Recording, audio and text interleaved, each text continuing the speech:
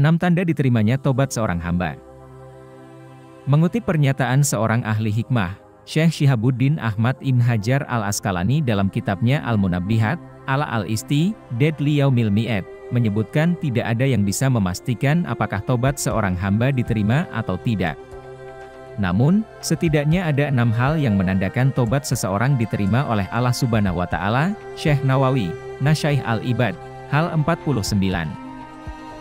Pertama, dalam hati seorang yang bertobat lahir kesadaran bahwa dirinya tidak terpelihara dari dosa. Ini berarti, kapanpun dirinya bisa terjerumus lagi ke dalam perbuatan dosa, baik dosa yang telah ditobati maupun dosa yang berbeda.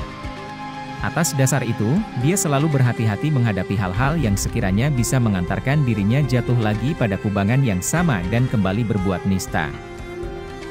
Kedua, mendapati hatinya sedikit gembira dan banyak bersedih.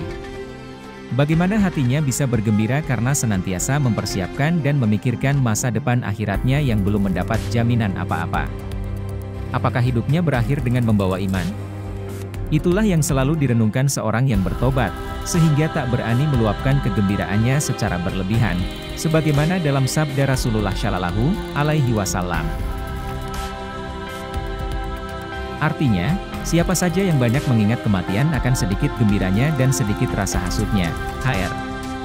Ibnu Al-Mubarak. Ketiga, lebih dekat dengan orang-orang yang saleh, dan jauh dari orang-orang yang jahat dan buruk perangainya. Di saat yang sama, dia menyadari bahwa dekat dengan orang-orang baik dapat mempertahankan kebaikan dirinya dan bisa diingatkan manakala berbuat kesalahan. Sebaliknya, bergaul dengan orang-orang jahat membuka kesempatan bagi dirinya tergerus oleh keburukan mereka, walaupun dia berusaha tidak melakukannya. Benar apa yang disampaikan Rasulullah Shallallahu Alaihi Wasallam. Teman yang baik dan teman yang buruk diibaratkan seperti pembawa minyak wangi dan peniup selongsong api. Pembawa minyak wangi akan menghembuskan aroma wangi kepadamu, sehingga engkau membeli minyak wanginya atau mencium aromanya. Sedangkan peniup selongsong api akan membakar pakaianmu, atau engkau mencium bau asap darinya. Hr.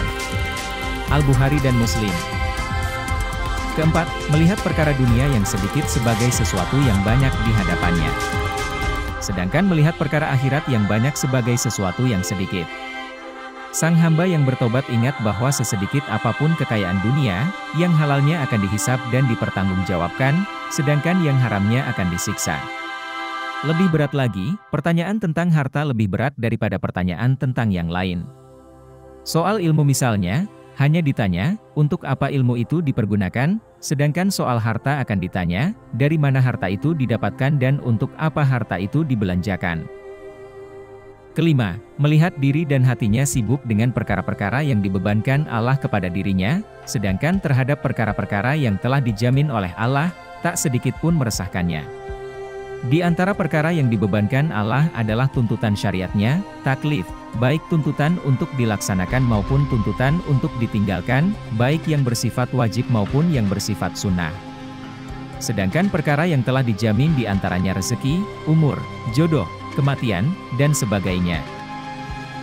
Keenam, selalu menjaga lisan.